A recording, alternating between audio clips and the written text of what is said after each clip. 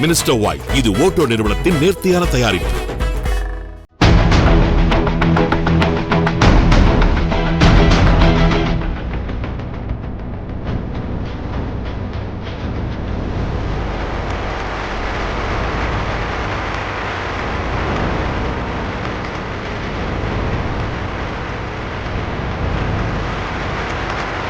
வணக்கம் நண்பர்களே, வட்டமேசை விவாதம் நிகழ்ச்சிக்கு வரவேற்கிறோம். டெல்லி நகர் யாருக்கு என்கிற கேள்வியோடு நடந்த டெல்லி சட்டமன்ற தேர்தலில் 3வது முறையாக ஆட்சி பொறுப்புக்கு வந்திருக்கிறார் அரவிந்த் கெஜ்ரிவால். இது ஒரு மிகப்பெரிய சாதனை. தொடர்ந்து 3வது முறையாக ஒரு கட்சி புதிதாக தொடங்கிய ஒருவர் மீண்டும் ஆட்சி பொறுப்புக்கு வருகிறார். 2 தேசிய கட்சிகளை எதிர்த்து ஒரு பெருவாரியான வாக்கு வித்தியாசத்தில் அந்த வெற்றியை பெற்றிருக்கிறார் திரு அரவிந்த் கெஜ்ரிவால். அவர் முன்வைத்திருக்கிற அரசியல் என்ன? ஒரு மாற்று அரசியலை முன்வைத்து தொடர்ந்து பேசிக் கொண்டிருக்கின்ற தமிழக கட்சிகளுக்கு அங்கிருந்து ஏதாவது செய்திகள் இருக்கின்றனவா என்பது குறித்து விவாதிக்க இருக்கின்றோம். டெல்லியில் நடந்த அரவிந்த் கெஜ்ரிவால் மேஜிக் தமிழகத்திலும் சாத்தியமா என்கிற தலைப்பில் தான் இன்றைக்கு விவாதிக்க இருக்கின்றோம். ஒரு பக்கம் பாரதிய ஜனதா கட்சியினுடைய மதம் இனம் சார்ந்த பரப்புரைகள் மிகப்பெரிய அளவுக்கு நடந்தது. அரவிந்த் கெஜ்ரிவால் அதற்கு பதிலாக என்ன முன்வைத்தார் அப்படின்னு உற்று நோக்கினோம் என்றால், அவருடைய பதில் என்பது ஆட்சியில் இலவச மின்சாரம், குடிநீர், மருத்துவமனைகள், கல்வி அப்படின்னு சாதனைகளை பற்றி பேசிய பரப்புரையாக திரு அரவிந்த் கெஜ்ரிவாலுடைய பரப்புரை அமைந்திருந்தது. இன்னொரு பக்கம் காங்கிரஸ் கட்சியும் கூட பல்வேறு விஷயங்களை முன்வைத்தது. ரொம்ப மிக குறிப்பாக சிறுபான்மையினருக்கான பிரச்சனைகளை முன்னிறுத்தி, நாட்டினுடைய பிரச்சனைகளாக அதை முன்னிறுத்தி காங்கிரஸ் இந்த தேர்தலை எதிர்கொண்டது. இதற்கிடையில் வளர்ச்சி அரசியல், ஆட்சியினுடைய செயல்பாடுகள் என்பதை மட்டுமே மையப்பொருளாக வைத்து திரு அரவிந்த் கெஜ்ரிவால் தன்னுடைய தேர்தல் பரப்புரையை மேற்கொண்டார். அதற்கு பெரிய வெற்றியும் கூட கிடைத்திருக்கிறது.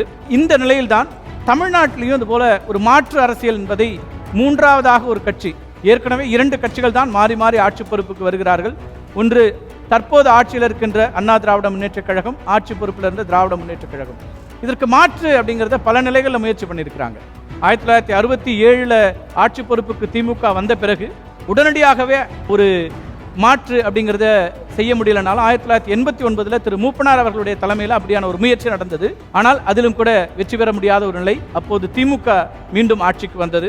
அதற்கு பிறகு தமிழ் மாநில காங்கிரஸை 96 மீண்டும் திரு மூப்பனார் அவர்களே தொடங்கி 99 ஒரு தனி அணி அமைத்து களத்தில் இறங்கி பார்த்தார். அதற்கும் பெரிய ஆதரவு தளம் என்பது நடக்கல. மாற்று சக்தியாக கடைசியாக இந்த தலைமுறைக்கு ஏற்புடையதாக அல்லது கவனிக்கத்தக்கதாக மாறியது என்பது தேசிய முற்போக்கு திராவிட கழகம். 2005 திரு விஜயகாந்த் தனியாக ஒரு கட்சி தொடங்கி தனிப்பட்ட முறையில் 12% வரைக்கும் அந்த வாக்குகளை பெற்றார். மாற்று அரசியல் இந்த 2 கழகங்களுக்கும் மாற்றாக 3வதாக ஒரு கட்சி என்பதை அவர் முன்னிறுத்தினார். ஆனால் அதற்கு பிறகு அவரும் இந்த கழகங்களுடைய கடல்ல சங்கமிக்க வேண்டிய ஒரு நிலைக்குத்தான் உள்ளாகி இருக்கிறார். 2021 தேர்தல் களம் எப்படி இருக்கும் என்கிற கேள்வி எல்லோர் மத்தியிலும் அமைந்திருக்கிறது. ஏற்கனவே மாற்று அரசியலை முன்வைத்து களத்தில் திரு கமலஹாசன் கட்சியை தொடங்கி ஒரு தேர்தலை சந்தித்து விட்டார். நாம் தமிழர் கட்சி திரு சீமான் தொடர்ந்து மாற்று அரசியலை முன்வைத்து களத்தில் இருக்கிறார். திரு ரஜினிகாந்த் புதிதாக கட்சியை தொடங்குகிறார். 2021 நிச்சயம் அரசியல் களத்தில் இறங்குகிறேன் என்று குறிப்பிடுகிறார். ஏற்கனவே அரசியல் பலத்தோடு, ஆள் பலத்தோடு, கட்சியினுடைய அடிப்படை கட்டமைப்போடு இருக்கக்கூடிய 2 கழகங்கள், இதற்கு மாற்றாக 3வதாக ஒரு அணி இந்த முறை ஆட்சியை பிடிக்குமா? அந்த டெல்லியினுடைய மேஜிக் தமிழ்நாட்டில் எடுபடுமாங்கிற கேள்வியோடு தான் இன்றைய இந்த தலைப்பு அமைந்திருக்கிறது. இந்த நிகழ்வில் நம்மோடு பங்கேற்கிறார்கள் ஆளும் கட்சியிலிருந்து அஇஅதிமுகவினுடைய முன்னாள் அமைச்சர் திருமிகு வைகை செல்வன் நம்மோடு இணைகிறார். அவரை வரவேற்கிறேன். அதேபோல என்னுடைய இடதுபுறத்தில் திராவிட முன்னேற்ற கழகத்தின் சார்பாக ஆகச்சிறந்த பேச்சாளர்கள் ஒருவர், முன்னாள் துணைவேந்தர் திரு சபாபதி மோகன் அவர்கள் நம்மோடு இணைகிறார். மக்கள் நீதி மையம் சார்பாக கவிஞர் சிநேகன், அவரையும் வரவேற்கிறேன். வலதுசாரி சித்தாந்தத்திற்கு, கருத்தியலுக்கு தமிழகத்தில் இடம் இருக்கிறது, திரு ரஜினிகாந்தனுடைய ஆன்மீகத்து அரசியலுக்கு இடம் இருக்கிறது என்று தொடர்ந்து பேசிக் கொண்டிருக்கின்ற திரு அர்ஜுன் சம்பத், இந்து மக்கள் கட்சியினுடைய தலைவர், அவர் நம்மோடு இணைகிறார். திரு சீமானுக்கு அடுத்தபடியாக அல்லது இணையாக மிகப்பெரிய அளவுக்கு சொல்வன்மையோடு அந்த கட்சியில் இயங்கிக் கொண்டிருக்கிற திரு கல்யாண சுந்தரம் நம்மோடு இணைகிறார். மனதில் பட்டதை நடுநிலையோடு அல்லது இதுதான் சரி என்பதை சரியாக எடுத்துரைக்கின்ற பேசுகின்ற பத்திரிகையாளர் திரு ஆர்.கே. ராதாகிருஷ்ணன் நம்மோடு இணைகிறார். அனைவருக்கும் வணக்கம். வந்திருக்கிற உங்களுக்கும் என்னுடைய வணக்கங்களும் நன்றியும். திரு கல்யாண சுந்தரம், திரு அரவிந்த் கெஜ்ரிவால் சாதிக்க முடிந்த ஒரு விஷயத்தை தமிழ்நாட்டில் இன்னமும் மாற்று அரசியல் பேசுகிற கட்சிகளால் சாதிக்க முடியல அப்படிங்கிறதான கள நிலவரமாக இருக்குது. ஆமாம், ஒன்று சாதிக்க முடியுமா அப்படிங்கிற கேள்வி முதல்ல, சாதிக்க வேண்டுமா, தேவை இருக்கா அப்படிங்கிற கேள்வியிலும் தான் நான் தொடங்க விரும்புகிறேன். முடியும் முடியாது அப்படிங்கிறத வச்சு எந்த ஒரு இயக்கமும் செயல்பட முடியாது, ஒரு இயக்கத்தை தொடங்கவே முடியாது. தேவையா இல்லையா என்கிற கேள்வியின் அடிப்படையில் தான் இயக்கங்கள் தொடங்கப்படுகின்றன. அப்படி ஒரு மாற்று அரசியல் இந்த மண்ணிலே தேவை என்பதை முடிவு செய்த பிறகுதான் நாம் தமிழர் என்கிற கட்சியை தொடங்கினோம். தேர்தல் களத்திற்கு வந்தோம். இப்போ தேர்தல் களக்கணக்கு என்று பார்த்தால், இப்பொழுது 2016 தொடங்கி முதல் தேர்தலை சந்தித்த நாம் தமிழர் கட்சி, முதல் தேர்தலில் ஒரு குறிப்பிடத்தக்க வாக்குகள், 1 விழுக்காடு வாக்குகள்னு பார்க்குறோம். பிறகு அடுத்த நாடாளுமன்ற தேர்தல் வரும்போது அதனுடைய 4 மடங்கு வளர்ச்சி இருக்குது. எனவே இந்த வளர்ச்சி, இந்த தரவுகளை வைத்து பார்க்கிற போது மாற்று அரசியலுக்கான தேவை, அந்த தேவையை உணர்ந்திருக்கிற மக்கள் ஒரு அணியில், ஒரு கட்சியை நோக்கி நகருகிறதுக்கான சாத்தியக்கூறுகள் மிக தெளிவாகவே தென்படுகிறது. அது நீங்கள் இப்போ டெல்லியில் நடந்த மாதிரி உடனே நடக்கலை. அரவிந்த் கெஜ்ரிவாலினுடைய அவருக்கு கிடைத்த வெற்றியை போல உடனே கிடைக்கல அப்படிங்கிறது உண்மை. அதை மறுப்பதற்கு ஒன்றுமே இல்லை. அவருக்கு கிடைச்ச அண்ணா ஹசாரே உங்களுக்கு கிடைக்கலையோ? இல்லை, அதுவும் நான் சொல்ல வர்றேன். அண்ணா ஹசாரேனுடைய தேவை அங்கே இல்லை. அண்ணா ஹசாராவிலிருந்து அவர் தொடங்கி இருந்தாலும் கூட அவருடைய பயணம் முழுவதும் இன்றைக்கு நாம் தமிழர் கட்சி முதல்ல எதை சொன்னியதோ, நாம் தமிழர் கட்சி எப்படி பயணித்ததோ அதே கொள்கை திட்டங்களின் அடிப்படையில் தான் அவருடைய பயணம் இருக்குது. அதை நான் விளக்க கடமைப்பட்டிருக்கிறேன். அரவிந்த் கெஜ்ரிவால் அவர்கள் 2 மிக முக்கியமான செய்திகளை கவனம் செலுத்தியிருக்கார் நான் நினைக்கிறேன். முதல் தேர்தல் முடிந்து முதல் வெற்றி அடைந்த பிறகே அவர்களுடைய பட்ஜெட்டில், முதல் பட்ஜெட்டிலேயே கல்விக்கான பண ஒதுக்கீடை 2 மடங்கு ஆக்கினார்கள் ஆம் ஆத்மி கட்சியினர்.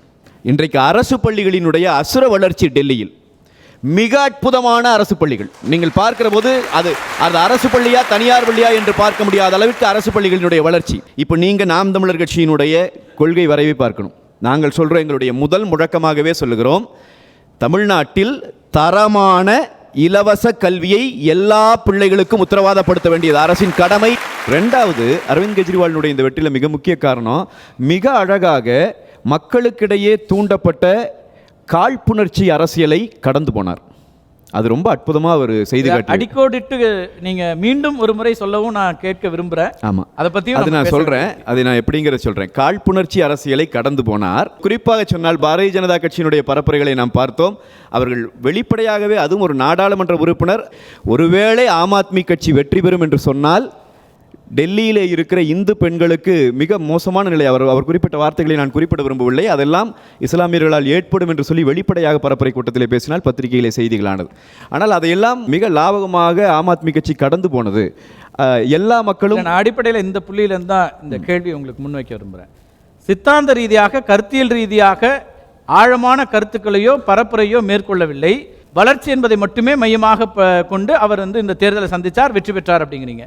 தமிழ்நாட்டில் அப்படி இருக்கிறதா? இங்கே பெரும்பாலும் கருத்தியலை மையமாக வைத்து தான் பரப்புரைகள் மேற்கொள்ளப்படுது, தேர்தல் அரசியலும் இருக்கிறது.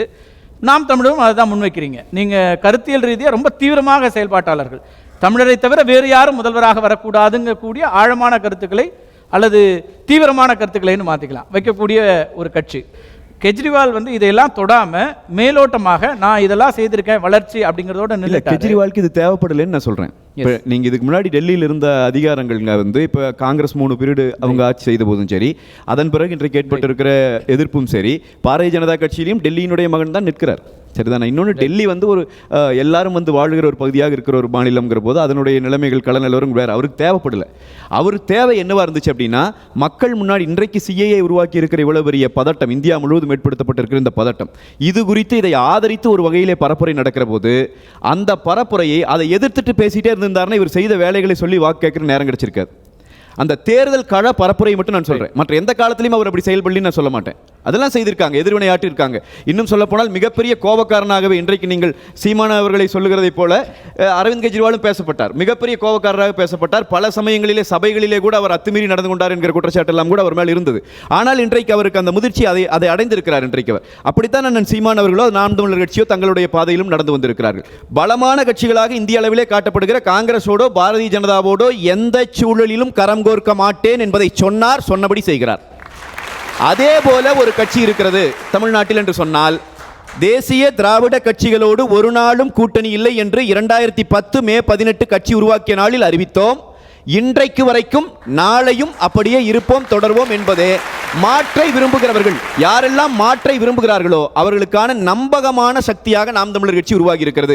வேறு யாரையும் நம்ப முடியாது. ஏனென்றால் இவர்கள் அவர்களோட கூட்டணிக்கு போக வாய்ப்பு இருக்கிற காரணத்தால் அவர்களை நம்ப முடியாத சூழல் இருக்கிறது. நாம் தமிழர் கட்சியை ஏன் நம்ப வேண்டும் என்றால் கட்டாயம் இவர்கள் போக மாட்டார்கள் என்பதை 10 ஆண்டுகளாக நிரூபித்திருக்கிறோம். உங்களோட மக்கள் நீதி மையமும் 2 கட்சிகளோடும் கூட்டணி இல்லை அப்படிங்கிற நிலையில தான் மக்கள் நீதி மையத்தை குறிப்பிட்டு சொல்லல, நான் வரவேற்கிறேன். அதை அழுத்தம் திருத்தமா சொல்லணும். நாங்க கூட்டணிக்கு போக மாட்டோம், எந்த காலத்திலும் போக மாட்டோம்னு சொல்லிட்டு வந்தாங்கன்னா வரவேற்பு. எனக்கு கட்சி ஆரம்பிக்கும்போது போய் 2 பேருக்கு எதிராக தான் ஆரம்பிக்கிறோம்னு சொல்லிட்டோம். அப்புறம் என்ன இருக்கு? ஏற்கனவே ரஜினி கிட்ட வர என்னலாம் சொல்லியிருக்கீங்க ஆரம்பிக்கும் போது? இல்ல, நாங்க 2 ஏற்கனவே ஆண்டுகிற கட்சிலாம் சொல்றோம். இல்ல இல்ல இல்ல இல்ல இப்ப கூட சொல்றோம். ஏற்கனவே தமிழகத்தை மாறி மாறி ஆண்டு கொண்டிருக்கின்ற இந்த கட்சிகளோடு நாங்கள் கைகோர்க்க மாட்டோம் என்று தீர்மானமாக சொல்லியிருக்கிறோம். ஆனா குறைந்தபட்சம் காங்கிரஸ் பாரதிய ஜனதாவோடு, திமுக அதிமுகவோடு நாங்கள் ஒரு நாளும் கூட்டணி அமைக்க மாட்டோம் என்று நீங்கள் சொன்னாலும் மகிழ்ச்சி, மரியாதைக்குரிய ஐயா கமலஹாசன் அவர்கள் சொன்னாலும் மகிழ்ச்சி. நீங்கள் எதிர்பார்க்கிற அறிவிப்பு கூடிய விரைவில் வரும். மகிழ்ச்சி. சரி, ரைட், போலாம். ஆர்கே, டெல்லி அரசியல் அதை பற்றிலாம் நிறைய நம்ம விவாதிச்சிருக்கிறோம். டெல்லியில் கெஜ்ரிவால் அவர்களுடைய வெற்றி அதை பற்றிலாம் ஆய்வு நடத்திருக்கோம். தமிழ்நாட்டுடைய கள நிலவரத்தோடு ஒப்பிட்டு அது இங்கே சாத்தியப்படுமா அப்படிங்கிறதுல திரு கல்யாண சுந்தரம் சொல்றாரு, அவங்க எந்த கட்சியோடும் தேசிய கட்சியோட எந்த நிலையிலும் கூட்டணி வைக்கல, 2 பேரையும் சம அளவில் எதிர்த்தார். அது முக்கியமாக ஒரு மாற்றாக அவரை பார்த்தாங்க. அதே போல் இங்கே உறுதியாக மாற்றாக நிற்கக்கூடியவர்களை மக்கள் அங்கீகரிப்பார்கள், அதற்கான அவசியம் இருக்கிறது அப்படிங்கிறது. அது கான்டெக்ஸ்டில் ஒரு பிரச்சனை வருது. அது மட்டும்தான் எனக்கு சாரனுடைய பேச்சில் ஏற்பட்டுது. அதாவது நீங்கள் ராஜஸ்தான்லேருந்து எடுத்து ஏதாவது அசாம் மட்டும் பார்த்தீங்கன்னா அரசாங்கங்கள் இருக்குது, எல்லா அரசாங்கங்களும். ராஜஸ்தான் இருக்குது, யூபி இருக்குது, மத்திய பிரதேஷ் இருக்குது, உத்தராகண்ட் இருக்குது, ஜார்க்கண்ட் இருக்குது, பீகார் இருக்குது, பெங்கால் இருக்குது, அசாமில் இருக்குது. எங்கே ஆட்சி இருக்குது? ஆட்சி பீடத்தில் இருக்கிறாங்க, முதலமைச்சர்கள் இருக்காங்க, டிஜிபி இருக்கிறாங்க, போலீஸ் படைகள் இருக்கிறது, ஐஏஎஸ் ஆஃபீஸர் இருக்காங்க. ஆனால் ஆட்சி கிடையாது.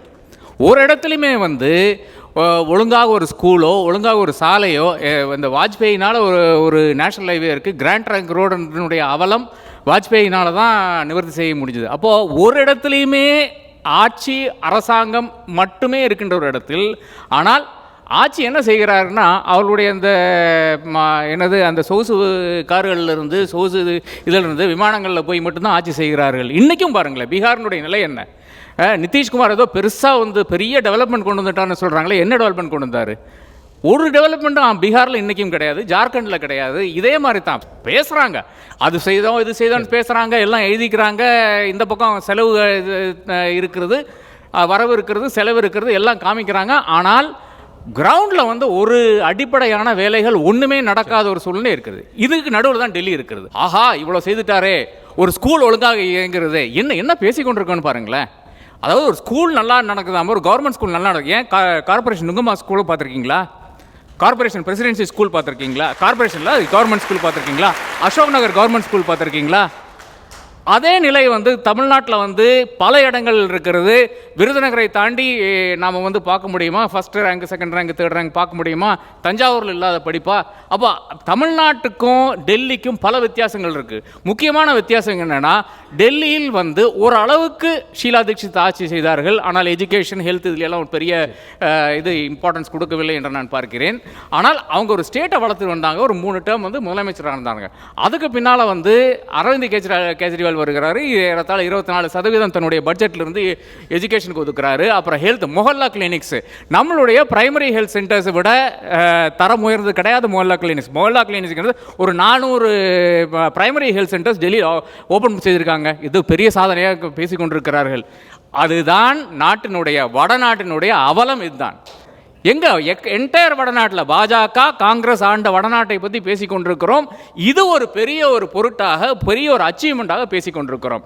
ஆனால் கொள்கை கோட்பாடுகள் பார்த்தீங்கன்னா ஏதாச்சும் இருக்கா? தலித்துகளை பற்றி அரவிந்த் கெஜ்ரிவால் ஏதாச்சும் பேசியிருக்காரா? அந்த என்டையர் பரப்புரையில், அந்த கம்ப்ளீட் கேம்பெயின் டைமில் சிஏஏ பற்றியோ பிரச்சனைகளை பற்றியோ ஒரு ஐடியாலஜிக்கல் ஃப்ரேம் குறிப்பிடுறாரு. தொடக்க காலத்தில் உணர்ச்சி வசப்பட்டு கொண்டிருந்த அரசு அதிகாரியாக இருந்து அரசியல்வாதியானவர் அதற்கு பிறகு இந்த அரசியலை புரிஞ்சுக்கிட்டாரு. ப்ரொவோக்கிங்கா தன்னை தூண்டி விடுகிற விஷயங்கள்ல மாட்டிக்காம வளர்ச்சியை மட்டும் குறிப்பிட்டு மக்கள்கிட்ட போனாரு, ஜெயிச்சாரு அப்படிங்கிறது. அதான் இங்கேயும் சொல்லிக்கிட்டு இருக்காங்க, நல்லது செய்வேன், ஆட்சிக்கு வந்தால் நல்லது செய்வேன். ஆனால் சினிமா துறையில் இருக்கும்போது நல்லது செய்ய மாட்டேன்.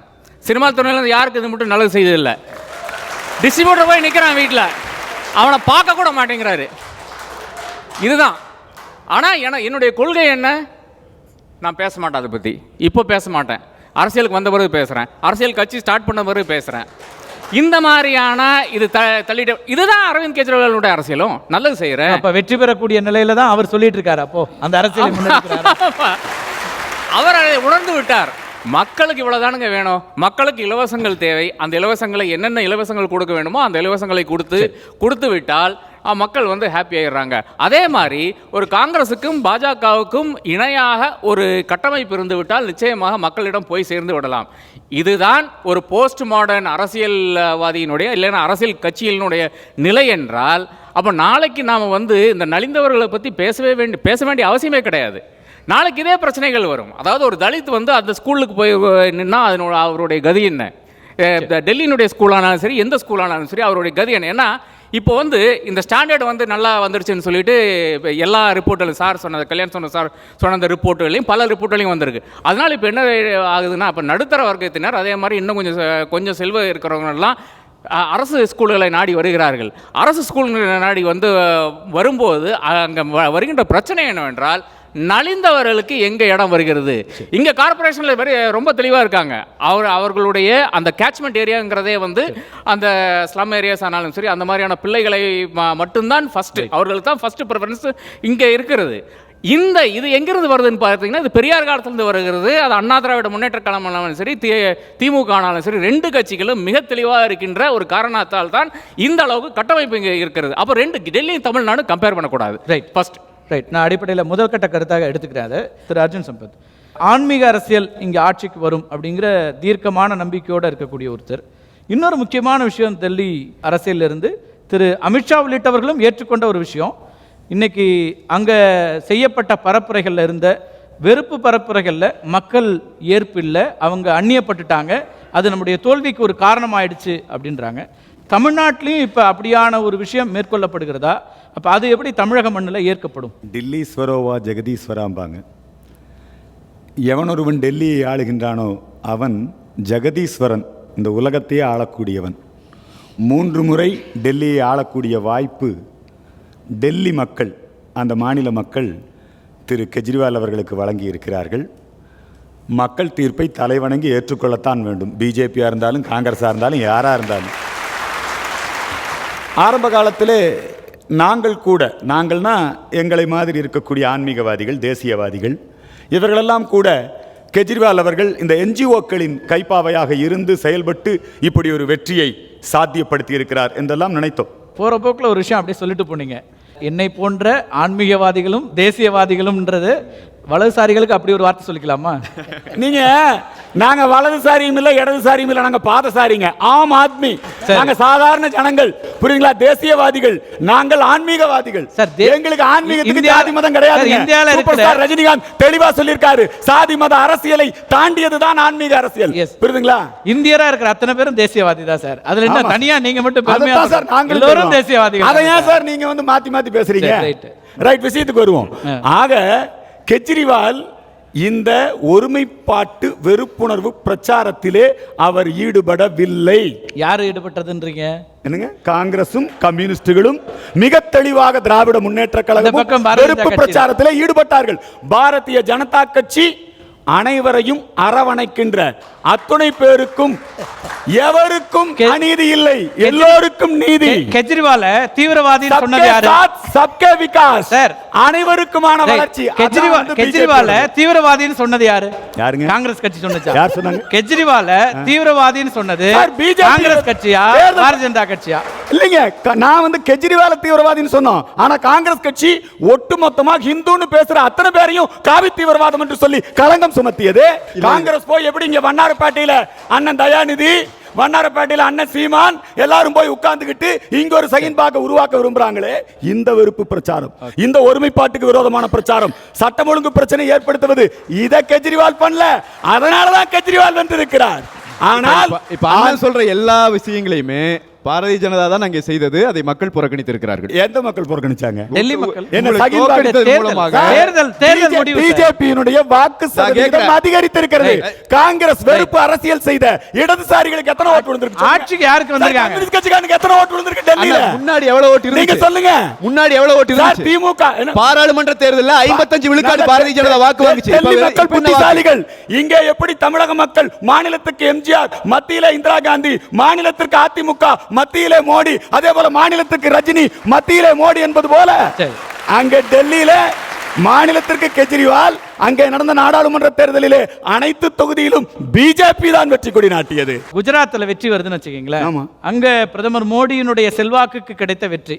ஆமா. அதே போல வேற எந்த இடத்துலலாம் வெற்றி வருகிறதோ அங்கெல்லாம் பிரதமர் மோடிக்கும் மோடி, உள்துறை அந்த அமைச்சர் உள்ளூர் அமித்ஷா முதலமைச்சர் அவர்களுக்குமான சாணக்கியத்தனத்துக்கு கிடைச்ச வெற்றி. சார், டெல்லியிலே தோல்வி பாரதிய வந்துச்சுன்னா- ஜனதா கட்சி காங்கிரஸை போல ஜீரோ ஆகவில்லை. சரி. பாரதிய ஜனதா கட்சி வாக்கு சதவீதத்தை அதிகரித்திருக்கிறது. ஆன்மீக அரசியலை முன்வைத்து திரு ரஜினிகாந்த் முதலமைச்சரா வர்றாரு. நிச்சயமாக நீங்க அங்க எப்படி காங்கிரஸ் பிஜேபி என்கின்ற இரண்டு மிகப்பெரிய சக்திகள் இருந்ததோ, அந்த சக்திகளை எப்படி கெஜ்ரிவால் அவர்கள் ஒரு மாற்று அரசியலை முன்வைத்து வெற்றி கண்டாரோ, அது போல சூப்பர் ஸ்டார் அவர்கள் ஆன்மீக அரசியல் கொள்கைகளை முன்னிறுத்தி இந்த அதிமுக திமுக என்கின்ற கழகங்களின் ஆட்சிக்கு முடிவு கட்டப் போகிறார். ரஜினிகாந்த் அவர்கள் 10ஓடு 11 நல்ல முதலமைச்சர். மக்கள் மத்தியில் போய் பொய்யான வாக்குறுதிகள், பரபரப்பு அரசியல், இந்த லாவணி பாடக்கூடிய அரசியல் நடத்துகிறவர் அல்ல ரஜினிகாந்த் அவர்கள். செயல் செயல் செயல் ரஜினிகாந்த் அவர்கள் செயல் வீரர். புரியுதுங்களா? இந்த பைந்தமிழ் நாட்டிலே அவருடைய ஒரு துளி வியர்வுக்கு ஒரு பவுன் தங்க காசு கொடுத்த இந்த பைந்தமிழ் நாட்டிலே கிருஷ்ணகிரியிலே நாச்சிக்குப்பத்திலே பிறந்த தமிழர் ரஜினிகாந்த் அவர்கள். அவரை நீங்க ஜாதியை சொல்லி, மொழியை சொல்லி, மதத்தை சொல்லி நீங்க மாத்துறீங்களா? இந்த விஷயம் ரஜினிகாந்த் ஐயாக்கு தெரியுமா? நிச்சயமா தெரியும். நாச்சிக்குப்பத்துல பிறந்தவர். நாச்சிக்குப்பத்துல பிறந்தவர். அவர் ஒரு பேட்டியில் பேசியிருக்கிறார். தமிழ்நாட்டில் பிறந்த தமிழே சூப்பர் ஸ்டார். அவர் ஒரு பேட்டியில தெளிவாக சொல்லி இருக்கிறார். நான் பிறந்தது கர்நாடகாவில் என்று. விவாதத்துக்குள்ள போகலாம். அதுக்கு முன்னாடி திரு சிநேகன், அடுத்த சூப்பர் ஸ்டார் வராருங்க, ஆட்சி அமைக்கிறாருங்க. சூப்பர் ஆக்டர் எங்க இருக்காரு? முதல்ல இந்த தலைப்பு வச்சதுக்காக வேண்டி புதிய தலைமுறைக்கு நன்றி சொல்கிறோம். இந்த மேஜிக்குங்கிறது மக்கள் ஒவ்வொரு காலகட்டத்திலும் புதியவர்களுக்கு கொடுங்குற ஒரு மிகப்பெரிய வாய்ப்பு. அந்த வாய்ப்பு சரியாக பயன்படுத்தும் போது தொடர்ந்து கொடுக்கப்படுகிறது. பசிக்கிறவனுக்கு கூழ் கொடுக்காம பிரியாணிக்காண்டி காத்துறான்னு சொல்கிறது ரொம்ப அபத்தமான ஒரு விஷயம் என்பதை புரிந்து கொண்ட கெஜ்ரிவால் சொன்னதில் பெரும்பாலும் நிறைவேற்றியிருக்கிறார். அதனால் 3 முறை இங்கே இருந்திருக்கிறாங்க. அதே டெல்லியில் பார்த்தீங்கன்னா காங்கிரஸும் பாரதிய ஜனதாவும் ஒருவரை மாற்றி ஒருவரை இந்த சீட்டு 70 சீட்டு தான் பங்கு போட்டுகிட்டே இருந்தாங்க. அது மாதிரி 2 மடங்கு 3 மடங்கு பெரிய தமிழகத்தில் வழக்கமாக 50 ஆண்டு காலமாக திராவிட இயக்கங்களை விட இதுக்கு முன்பு ஆளுகிற இயக்கங்கள் ஒருத்தரை மாற்றி பங்கு போட்டு கொண்டு போது ஒவ்வொருவரும் புதியவராக வரும்பொழுது அதுக்கான பங்களிப்பை, ஆர்வத்தை, புதியவற்றுக்கு முதலில் இடம் கொடுப்பவர்கள் தமிழக மக்கள். நீங்கள் யார் வந்தாலும் ஆதரிப்பாங்க. இருவரும் தலைகள் இல்லை, மாற்றம் தேவைப்படுகிறது, ஊழலற்ற ஒரு நிர்வாகம் தேவைப்படுகிறது என்றுதான் இந்த மக்கள் நீதி மையம் நாங்கள் தொடங்கியிருந்தோம். எப்படி புதிய மாற்றத்தை விரும்பி கெஜ்ரிவால் சரியான நிர்வாகத்தை எப்படி ஒரு டெல்லி மக்கள் கொடுத்தார்களோ அதே போல தமிழகத்தில் இன்றைக்கு ஒரு மாற்றம் தேவைப்படுகிறது. அந்த மாற்றம் என்றான்னு கேட்டீங்கன்னா, பகட்டையும் பணத்தையும் வைத்தா தகுதியை வைத்தா என்றால் இங்கே தகுதிக்கு முதல் இடம் கொடுக்கப்படுகிறது. அப்படி மக்களுடைய மாற்றத்திற்கான முதல் இடமாக மக்கள் நீதி மையம் தான் இருக்கும். அதில் கண்டிப்பாக நம்மவரால் மட்டும்தான் மாற்றத்தை நிகழப்படும். டெல்லியில் நடந்த அதே மேஜிக்காக மட்டுமில்லாமல் மக்களுடைய லாஜிக்காகவும் அது நடைபெறும் என்பதில் என்ற மாற்ற கருத்தும் இல்லை. இல்லை, இந்த மக்கள் மாற்றத்தை விரும்புறாங்கன்னு அரசியல் கட்சி தலைவர்கள் சொல்றீங்க. மாற்று அரசியலை முன்வைக்கிறோன்னு சொல்லக்கூடிய தலைவர்கள் சொல்றீங்களே ஒழிய மக்கள் சொல்லணும்ல, ஆமாப்பா மாற்று அரசியலை நான் ஆதரிக்கிறேன். 2019 இருக்காங்க கொடுப்பாங்க. அதை நம்ம சரியா நிர்வாகம் பண்ணணும். அதுக்கான வாய்ப்பு, அதிகாரம் கையில் வரும்போது நிர்வாகத்தை பார்த்து தான் தொடர்ச்சியாக கொடுப்பாங்க. கொடுக்கறதுக்கு முன்னாடி, இப்போ வரத்துக்கு முன்னாடியே வரேன்னு சொல்றாங்க, வந்தா செய்ய மாட்டேங்க, அந்த விமர்சனம் வேண்டாம். முதல்ல அதிகாரத்தை கொடுத்து பாருங்க.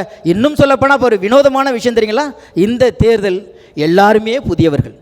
இன்றைக்கு திமுக தலைவர் அண்ணன் ஸ்டாலின் அவர்கள் நான் தான் முதலமைச்சர் என்று ஓட்டு கேட்க போகிற முதலமைச்சர் அந்த வேட்பாளர் போய் நிற்க போகிறார்.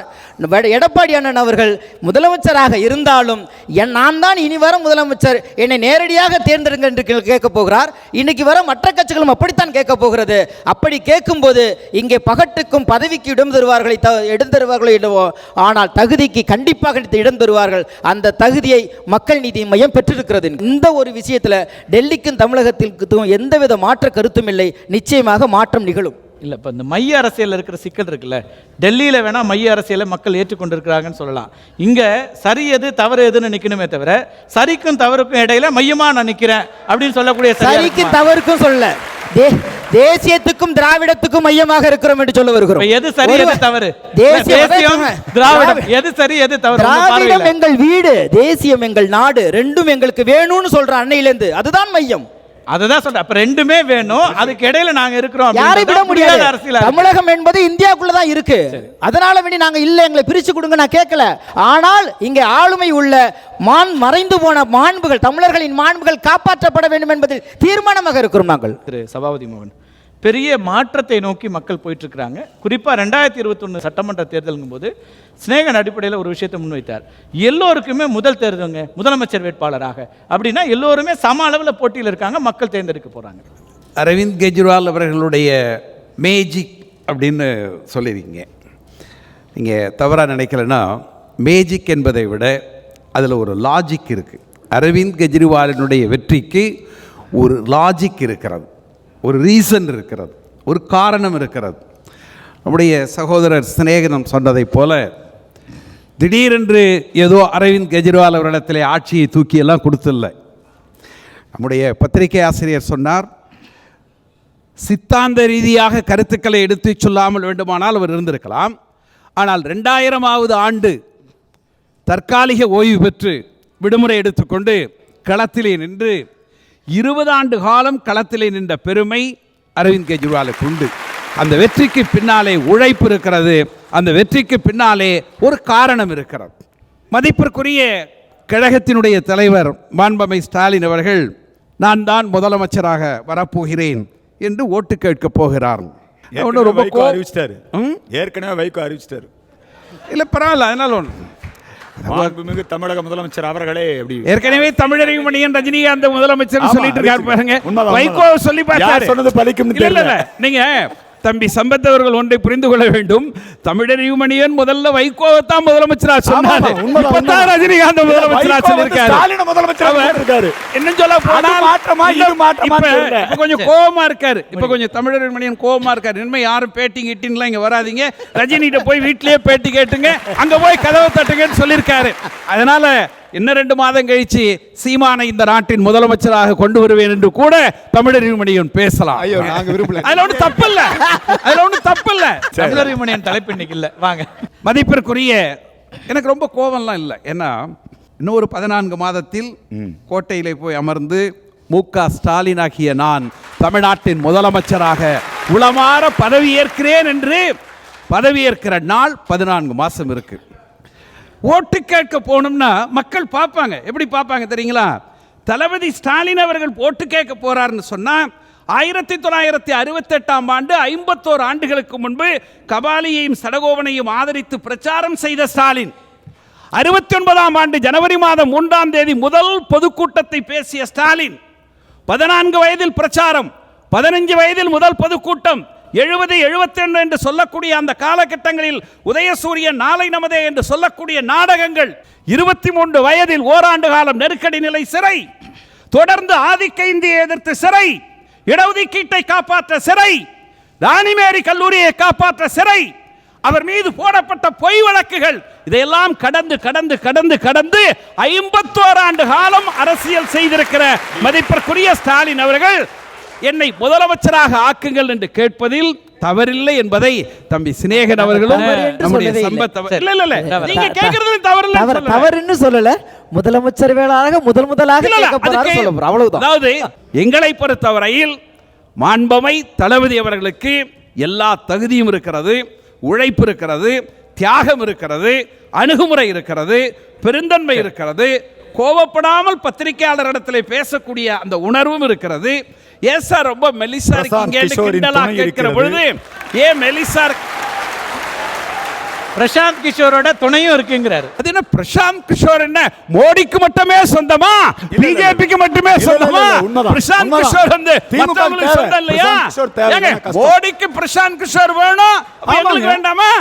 என்னங்க மாறி வரக்கூடிய ஒரு டெக்னாலஜி வேர்ல்ட். நல்ல உண்மைதான். மாறி வரக்கூடிய டெக்னாலஜி வேற, ஐபேட் கம்பெனியோட மல்டிநேஷனல் கம்பெனியோட நீங்க மாண்புமை மோடி அவர்களும் மாண்புமை அமித்ஷா அவர்களும் அடே அப்பா டெல்லியில வீதிக்கு வீதி வீட்டுக்கு வீடு போத இடம் கிடையாது, தலைகீழ நின்னாலும் நீங்க ஜெயிக்க முடியாதுன்னு நான் சொல்லல, சிவசேனா கட்சியினுடைய தலைவர் சொல்லியிருக்காரு, மோடியும் அமித்ஷாவும் வீழ்த்தப்பட்டிருக்கிறார்கள் சொல்லியிருக்காங்க.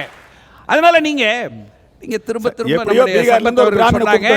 ஆன்மீக அரசியல் அதாவதுங்க திமுக தோக்கடிக்கிறதுக்கு இந்த ஆன்மீக அரசியல் அப்படி உள்ள விட்டு பார்க்கலாமா அப்படின்னு பார்க்குறாங்க.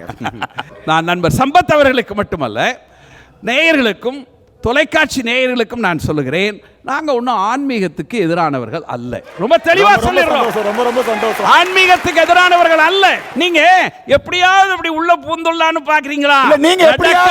நடக்காது. அனைத்து சாதிக்காரன் அர்ச்சகராக சட்டம் கொண்டு வந்தோம். அது என்னது? கோயிலுக்குள்ள சின்ன மணியை மட்டும் நீங்க ஆட்டுவீங்க, பெரிய மணியை நாங்க ஆட்டிட்டு இருக்கணுமா? வாங்க பூசாரிகள் பயிற்சி நடத்துற வாங்க சார். கொஞ்ச காலத்துக்கு வேட்டியை கழட்டி போட்டு சட்டையை கழட்டி போட்டு அந்த பெரிய மணியை ஆட்டுன்னு அர்ஜுன் சம்பத்து நாங்களும் ஆட்டிக்கிட்டு இருக்கோம்ல, கொஞ்ச காலத்துக்கு அந்த சின்ன மணியை கொடுங்கல, நாங்களும் உள்ள போய் ஆட்டுறோம் சார். வரவேற்கிறோம். சரி, ரொம்ப இப்ப முக்கியமான ஒரு இடத்துல ஆளுங்கட்சி ஒரு அடிப்படையில் ஒரு விஷயத்தை இங்க பதிவு செய்ய வேண்டியிருக்கு. 100 நாளா 200 நாளா 1 மாசமா 3 மாசமான கணக்கெல்லாம் விதித்த காலம் தாண்டி இன்னைக்கு 3 ஆண்டுகளை நிறைவு செய்திருக்கிறது ஆட்சி. 4வது ஆண்டில் அடியெடுத்து வைத்திருக்கிறார் முதலமைச்சர் எடப்பாடி. நிச்சயமா இது எல்லோருமே ஆச்சரியமாக பார்க்கக்கூடிய அல்லது சாதனை அப்படின்னு பார்க்கக்கூடிய விஷயம்தான். ஆனால் மீண்டும் ஒரு முறை மக்களை சந்தித்து முதலமைச்சராக வரும்போது பெரிய சவால்கள் காத்திருக்கு. அது எளிதாது. உள்ளபடியே 3 முறை இந்தியாவினுடைய அரசியல் தலைநகரம் டெல்லியிலே ஆட்சி பீடத்தில் கோலோச்சி இருக்கக்கூடிய அரவிந்த் கெஜ்ரிவால் அவர்களுக்கு நம்முடைய நெஞ்சார்ந்த வாழ்த்துக்களை தெரிவித்தாக வேண்டும். நம்முடைய பேராசிரியர்கள் சொன்னார்கள் அல்லவா, நான் திராவிட அரசியலிருந்து தொடங்குகிறேன். இதைத்தான் பெருந்தகை பேரறிஞர் அண்ணா அவர்கள் முதலாக எவரும் தோற்கடிக்கப்பட முடியாது என்று இருமாப்பில் இருந்த காங்கிரஸ் கட்சியை தன்னுடைய பேச்சு என்கிற பீரங்கி தாக்குதலை கொண்டு வந்து மிகப்பெரிய ஒரு மாற்றத்தை இங்கு வித்திட்டார். இங்கு பார்த்தீர்கள் என்று சொன்னால் நாம் பள்ளிக்கல்வியை கூட ஒப்பிட்டு சொன்னோம். பள்ளிக்கல்விக்கு இந்த ஆண்டு நிதிநிலை அறிக்கையில் 35,000 கோடிகளை ஒதுக்கி இருக்கிறோம். 1 கிலோமீட்டருக்கு ஒரு தொடக்கப்பள்ளி, 3 கிலோமீட்டருக்கு ஒரு நடுநிலைப்பள்ளி, 5 கிலோமீட்டருக்கு ஒரு உயர்நிலைப்பள்ளி, 8 கிலோமீட்டருக்கு ஒரு மேல்நிலைப்பள்ளி. இந்தியாவிலே சாதித்த மாநிலம் தமிழ்நாடு என்பதை நான் பெருமை வாங்க சொல்லுவேன். அது மாத்திரமல்ல, இன்னைக்கு இந்தியாவின் அரசியல் தலைநகரம் டெல்லியாக இருக்கலாம், பொருளாதார தலைநகரம் மகாராஷ்டிராவாக இருக்கலாம், மருத்துவத்துறையினுடைய தலைநகரமாக விளங்குவது நம்முடைய சென்னை தான், தமிழ்நாடு தான். இங்கு ஒரு அரவிந்த் கெஜ்ரிவால் ஏற்கனவே இருக்கிறார்கள். அது பேரறிஞர் அண்ணாவுடைய வடிவிலே, புரட்சித் தலைவர் எம்ஜிஆருடைய வடிவிலே, புரட்சித் தலைவர் அம்மாவுடைய வடிவிலே, இன்று இருக்கிற அண்ணன் எடப்பாடியார் OPS அவர்களுடைய வடிவிலே ஏற்கனவே இருந்து பல்வேறு வளர்ச்சிப் பணிகளை திட்டமிட்டிருக்கிறார்கள். ஆனால் இங்கே புதியவர்களுக்கு வாய்ப்பு இருக்கா, சாத்தியக்கூறு உண்டா, இந்த மேஜிக்கோ லாஜிக்கோ இப்படி எப்படியாவது வருவார்களா என்று சொன்னால் சிரமம், சிலுவைப்பாடு. மையம் என்பது எந்த நிலையில் இருக்கிறது என்று அவர்களுக்கே குழப்பமாக இருக்கிறது. தர்பார் படம் 2 வாரத்துக்கு மேலே ஓடலை. விநியோகஸ்தர் தேடுறான், எங்கள் தலைவர் எங்கன்னு. பேட்டி கொடுத்துட்டு இருந்தாரே, இப்போ பேட்டி கொடுத்துட்டு இருந்தாருங்க, வீட்டுக்குள்ளே போயிட்டாருங்க அப்படிங்கிறான். அவரைத்தான் இப்போ முதலமைச்சர் வேட்பாளர்னு எல்லாரும் தேடிட்டு இருக்காங்க. ஆக களத்தில் இருக்க வேண்டும். அதை அருமையாக சொன்னார் நம்ம பத்திரிகையாளர். நீங்கள் திரைப்படத்தில் இருக்கும்போது நான் அமைதியாக இருப்பேன், எந்த வேலையும் செய்ய மாட்டேன், நான் என் வேலை உண்டு, ப்ரொடியூசர்கிட்ட எவ்வளோ சம்பளம் முடியுமோ அவ்வளோ கறக்க முடியுமோ அவ்வளவும் கறப்பேன், யாரு கேட்டாலும் உதவி செய்ய மாட்டேன். ஆனால் அரசியலுக்கு வந்துட்டா எல்லாருக்கும் உதவி செய்வேன். வாங்க உதவி செய்யறதுக்கு நான் தர்றேன், வாங்க நல்லா பழகலாம், வாங்க நல்லா பழகலாம், ஆனால் 6 மாதம் காத்திருங்க, அது வரைக்கும் பழக வேண்டாம் அப்படின்னு சொல்கிற தலைவர்களை நாங்கள் இப்போ தான் பார்க்குறோம். நான் இன்றைக்கி அருமைக்குரிய நம்முடைய நாம் தமிழர் இயக்கத்தினுடைய தலைவர் சீமான் அவர்கள் இருக்கிறார், போராடுகிறார். களத்தில் நிற்கிறார், களமாடுகிறார். 3% வாக்குகளோ அல்லது 5% வாக்குகளோ மாறி மாறி அவர்கள் பெற்றாலும் கூட தொடர்ந்து வெற்றியோ தோல்வியோ, ஒரு வெற்றியாளரை காலம் எவ்வாறு தீர்மானிக்கிறது என்று தெரியுமா? தொடர்ந்து வெற்றி பெறுவர்களே அல்ல, தோல்வி அடைந்த நிலையிலும் கூட மீண்டும் எழுகக்கூடிய ஒரு ஆற்றலை எவர் படைக்கிறார்களோ ஒரு வெற்றியாளர். ஆக அவரை நான் தொடர்ந்து போராடுகிற களத்தில் இருக்கவர்களை மக்கள் பார்க்கிறார்கள். அதை போல ஒரு கட்சி தொடங்கினார் அருமைக்குரிய நடிகர், மிகச்சிறந்த நடிகர் கமலஹாசன் அவர்கள். நாடாளுமன்ற வேட்பாளர்களை எல்லோரையும் நிறுத்தினார். ஆனால் அவர் மாத்திரம் நிற்க மாட்டாராம். ஐ ஆம் சாரி, நான் மாத்திரம் நிற்க மாட்டேன். நீங்கள் படத்திலே கூட ரெண்டு ஆக்டு 3 வேடம் 9 வேடம் என்றெல்லாம் போட்டு நடிப்பார். அப்பு கமலாவும் வருவார், உயர்ந்த கமலாவும் வருவார்.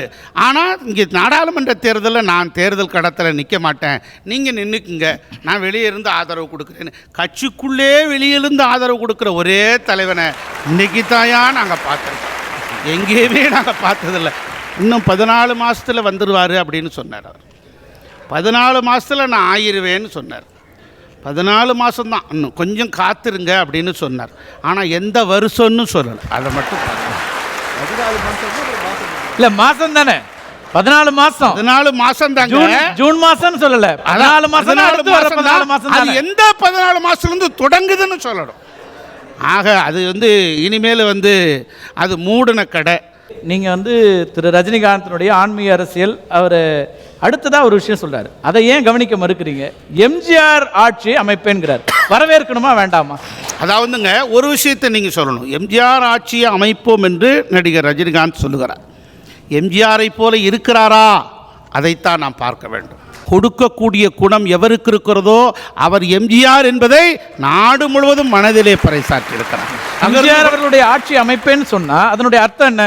எம்ஜிஆரை போன்று எல்லா குணங்களும், குறிப்பா கொடை உள்ளிட்ட விஷயங்கள் இருப்பார் அப்படின்னு தான் நீங்க புரிஞ்சுக்கணும். அதுல என்ன சிக்கல்? வரவேற்கிறோம். ஆனால் எம்ஜிஆர் மாதிரி இருக்க வேணாம். அவருடைய எளிமை இல்லையா சார்? எளிமையா இருக்கார் சார், நல்ல மனிதர் சார், ஒரு ஆன்மீக சிந்தனை உள்ளவர், பண்புள்ளவர், இவரெல்லாம் இருக்கு. ஆனால் அரசியல் அச்சமும் இருக்கு எங்களுக்கு. எம்ஜிஆர் ஆட்சின்னு சொல்றாரு, நம்ம வாக்கு போயிடுச்சுன்னா என்ன பண்றது? அப்படியெல்லாம் இல்ல. ஆனால் அந்த களத்துல இன்னும் அவர் நிக்கலையே. களத்திலே நிற்காம சார் நீங்க நீச்சல் பழகணும்னா தண்ணிக்குள்ள இறங்கணும் சார், தரையிலே நின்றுட்டு சொல்லக்கூடாது. நீச்சல் பழகணும்னா தண்ணிக்குள்ள வரணும், தரையிலே நின்றுட்டு இதோ பார் அதோ பார்னு சொல்லிகிட்டே இருக்காரே தவிர இன்ன வரைக்கும் சொல்லலை. நீங்கள் ஒரு தண்ணியை கொதிக்க வைக்கிறீங்க, கொதிக்க வைக்கும்போது கொதிச்சுட்டான்னு தொட்டு பார்க்கக்கூடாது. 100 டிகிரி ஆச்சுன்னா அதான் கொதிச்சிரும். இது கொதிக்கவே இல்லையே சார், பற்ற வைக்கவே இல்லையே, இன்னும் அடுப்பையோ பற்ற வைக்கலையே. நீங்க எப்ப அடுப்ப பத்த வச்சு எப்ப தண்ணி கொதிச்சு எப்ப எல்லாரும் காபி கொடுக்க போறீங்க? அதுவே இல்லையே. நீங்க அதுவே இல்லையே. இப்ப அண்ணன் தமிழறிவு மணியன் என்ன சொல்றாரு? அண்ணன் தமிழறிவு மணியன், ஐயோ நான் வைகோவை சொன்னேன், நான் சீமானை சொன்னேன், இப்ப ரஜினியை சொன்னேன், அடுத்து யாரை சொல்றதுன்னு தெரியலையே அப்படின்னு யோசனையில் இருக்காரு. ஒன்றும் இல்லை, நான் பேசும்போது நடிகர் கமலஹாசனையோ நடிகர் ரஜினிகாந்தோ சீமானோ முதலமைச்சராக வரக்கூடாதுன்னு எந்த அட்டாக்லாம் தொடுக்கிறேன். ஆனால் போட்டுன்னு போட்டார் நம்ம வைகச்சில். நம்ம அர்ஜுன் சம்பத் அதை உட்கார்ந்து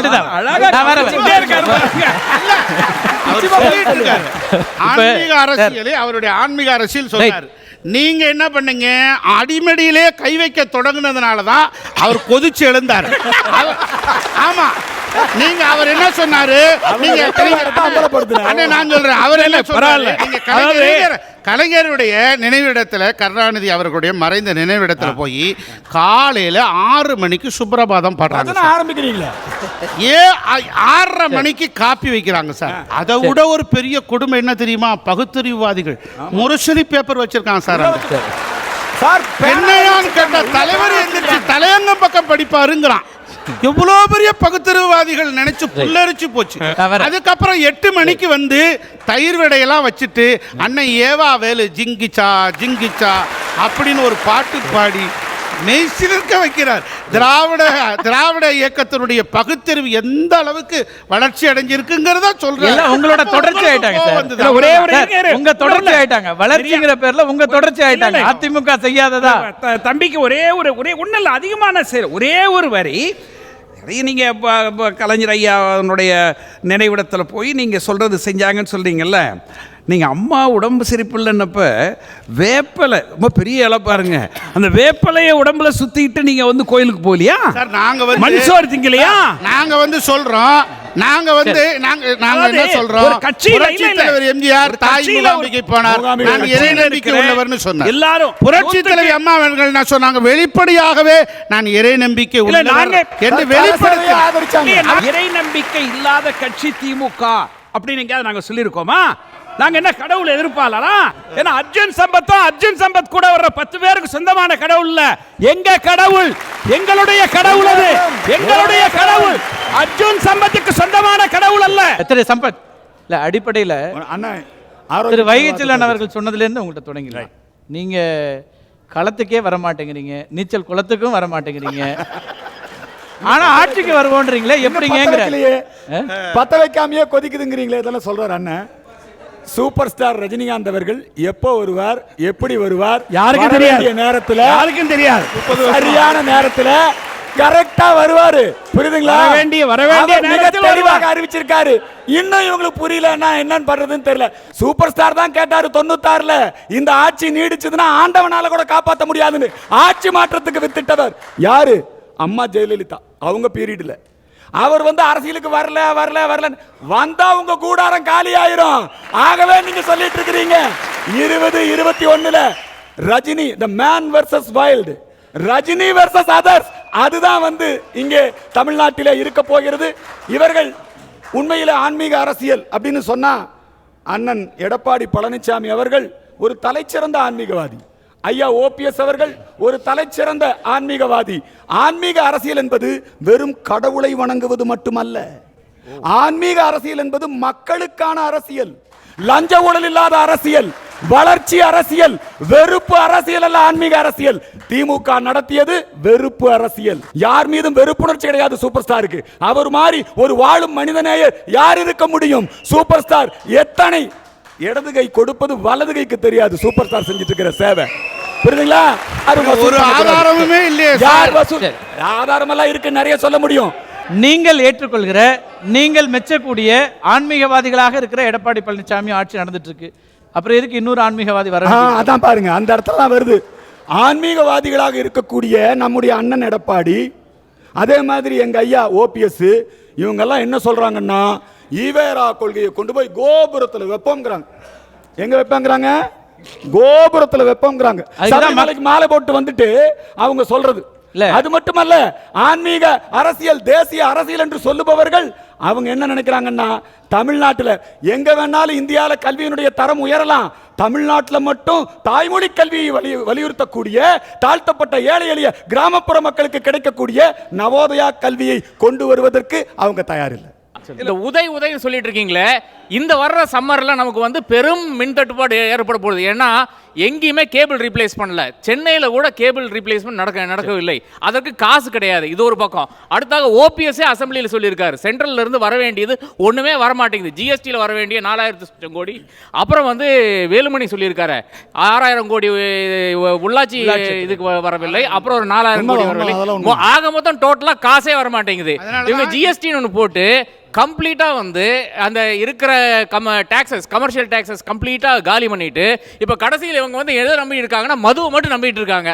அதுல மட்டும் எல்லாம் நல்லா குடிச்சீங்கன்னா காசு வருங்க. ஜிஎஸ்டியினால் தமிழகத்துக்கு அதிகமான வரி வருவாய் கிடைத்திருக்கிறது. திரு சினேகன் இல்ல, அவர் மேல சார்ஜஸ்லாம் வச்சிருக்காரு, அதுக்கு பதில் அவர் சொல்லிட்டு. வைகைச்செல்வன் அவர்கள் எப்போதுமே வந்து பேச்சு திறனில் யாரையும் அடிச்சுக்க முடியாது, அது நல்லா ரொம்ப சிறப்பாக பேசுவார். ரெண்டாவது, அவர் அண்ணன் சீமான் அவர்களுடைய என்னுடைய உடன்பிறவாத சகோதரர், அவரை வாழ்த்த வேண்டியது தான், அதை நான் வந்து அதை மறுக்கலை. அவரை வாழ்த்துவதற்காக இன்னொருத்தரை தாழ்த்துவது என்பது மரபு இருக்காதுன்னு நினைக்கிறேன். ஒன்று, 1978 நினைக்கிறேன் அதிமுக முதல்ல இடைத்தேர்தல் என்றது. அந்த இடைத்தேர்தலில் ஒரு சீட்டில் நீங்கள் அதிமுக நிறுத்தியது ஏன்? அதற்கு முன்பு 25 வருட காலமாக திரைத்துறையில் இதே புரட்சி தலைவர் என்று மக்களால் ஏற்றுக்கொள்ளப்பட்ட மிகப்பெரிய ஆளுமை உள்ள ஒரு தலைவர், அந்த இடைத்தேர்தலில் ஒரு சீட்டில் நிற்கணும்னு சொல்லும்போது தலைவர் நின்றுக்கலாமே, ஏன் இன்னொருத்தர் நிறுத்த வேண்டியிருக்கிறது? ஏனென்றால் ஒரு படைத்தலைவன் வீரர்களை வழிநடத்த வேண்டிய ஒரு பொறுப்பு இருக்கிறது. அதற்கு முன்பு நீண்ட ஒரு இடைவெளி, ஒரு பயணம் அரசியல் இருந்தும் கூட முதல் தேர்தல் என்பது ஒரு வீரனை நிறுத்திவிட்டு அதை வழிநடத்த வேண்டிய பொறுப்பு இருக்கிறது. அதே போலதான் மக்கள் நீதி மையத்துடைய தலைவர் நம்மவர் அவர்கள் கட்சி ஆரம்பித்து 14 மாதத்தில் 40 தொகுதியிலும் போட்டியிட வேண்டும், போட்டியிடாமல் இன்றுவிடக் கூடாது, எப்போது தேர்தல் அரசியல் ஆரம்பித்தோமோ களம் கண்டே தீர வேண்டும் என்று தீர்மானம் வரும் பொழுது எங்களையெல்லாம் வழிநடத்த வேண்டிய பொறுப்பு இருந்தது. ஒருவேளை அவர் ஒரு தொகுதியில் இருந்திருந்தார், எங்களுடைய ஒட்டுமொத்த கவனமும் அல்லது மக்களுடைய ஒட்டுமொத்த கவனமும் அங்கே திசை திரும்பி விடுமோ என்று, அப்படி ஒரு திசை திருப்ப கூடாது என்பதற்காகத்தான் அந்த தேர்தலை புறக்கணித்தாரே தவிர, தயவு செய்து பயத்தினாலோ உள்கட்சியிலிருந்து வெளிநடப்பு இருந்துட்டு வெளியில இருந்துட்டு ஆதரவு கொடுத்தார் என்ற வார்த்தையை இந்த அவை வாபஸ் வாங்கிக்கிட்டா நல்லதுன்னு நினைக்கிறோம். நாங்கள் ஒருபோதும் அவருக்கு பயம் என்ற சொல்லுக்கு எப்போதுமே அதற்கு அவர் அந்த அவருடைய இடமே கிடையாது.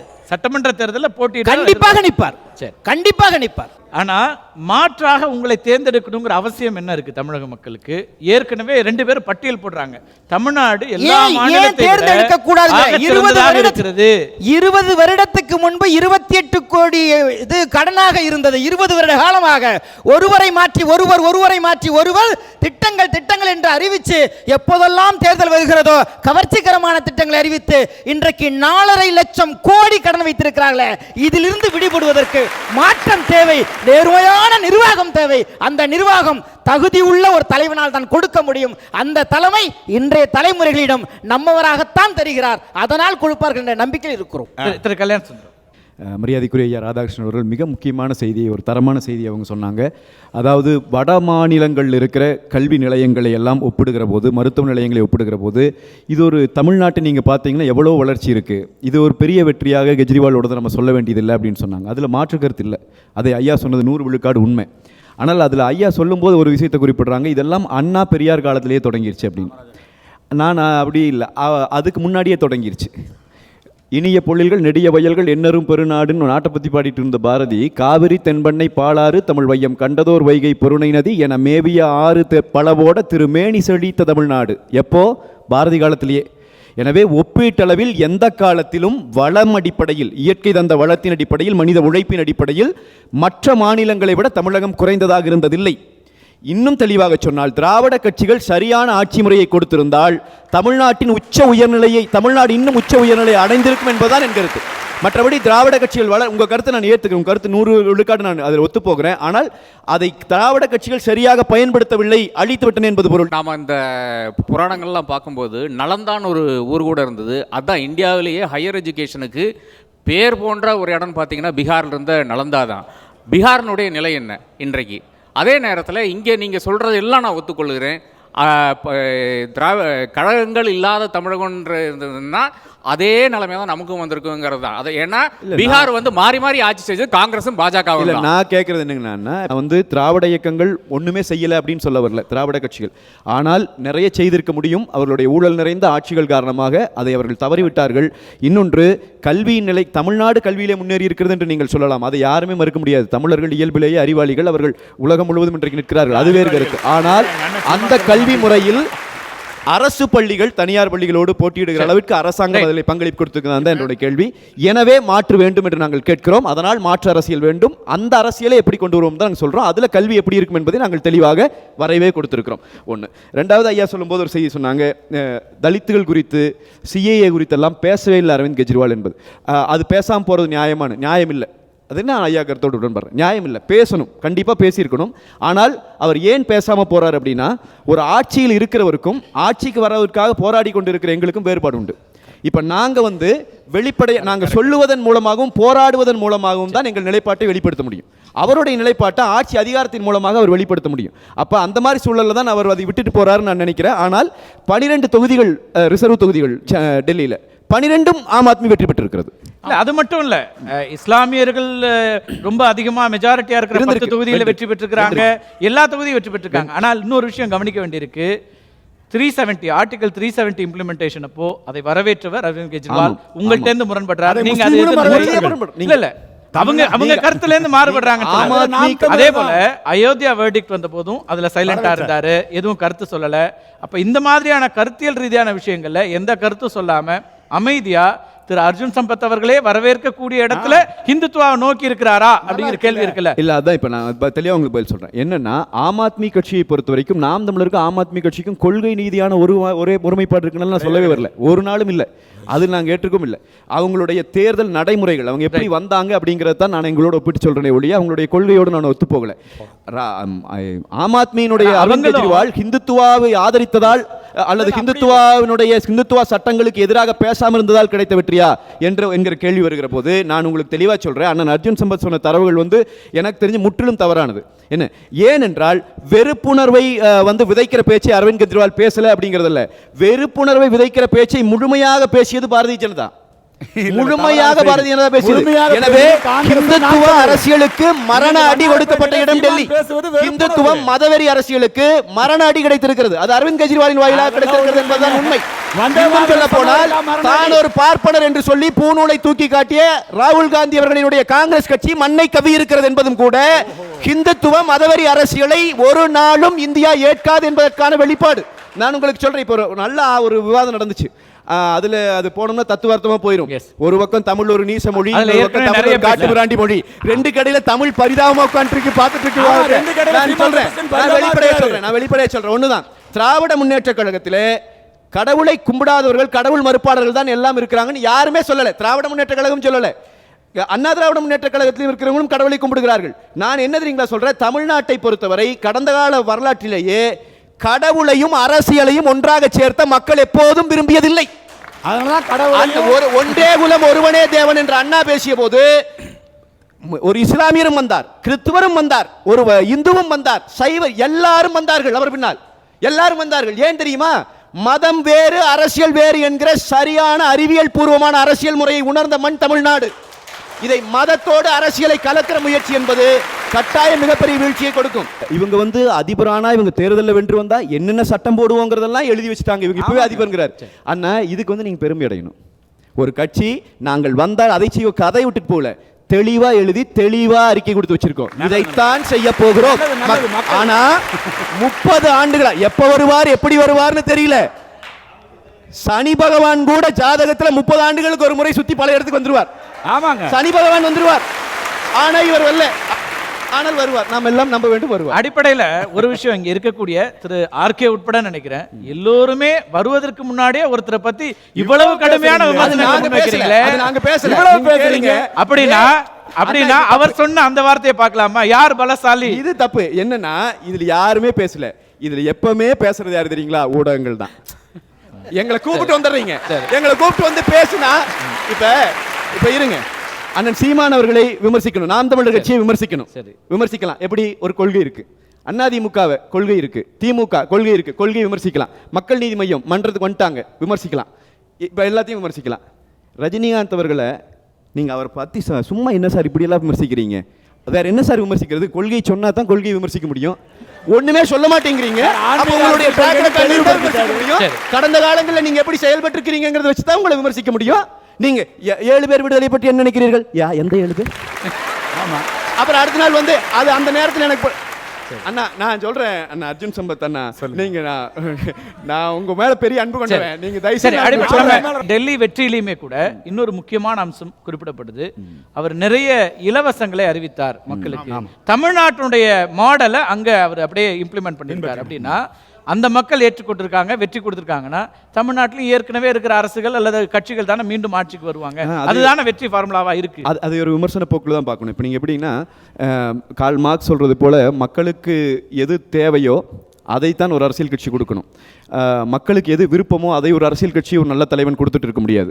ஆனால் விபத்துகள் இப்படி நடக்குது, திட்டங்கள் இல்லாமலும் ஒரு அரசு நடக்க முடியாது, தேவையும் இருக்கு முடியாது. அப்ப நாம் என்ன சொல்றோம், இதெல்லாம் கொடுத்து இதனால் ஏற்பட்ட விளைவுகளை பார்த்த பிறகு நாம் இன்னைக்கு அதை விமர்சனம் வைக்கிறோம். நம்ம ஏதோ முதல்லயே தொடக்கத்தில் அப்படி விமர்சனம் பண்ணல, இதனால் ஏற்பட்டு இருக்கிற விளைவுகள் எந்த விதமான ஒரு நன்மையும் நமக்கு கொடுக்கல அப்படிங்கிறத பார்த்த பிறகுதான் நாங்க இந்த விமர்சனங்களை முன் வைக்கிறோம். நாங்க அறிவியல் பூர்வமான அரசியல் செய்யறோம்ங்க.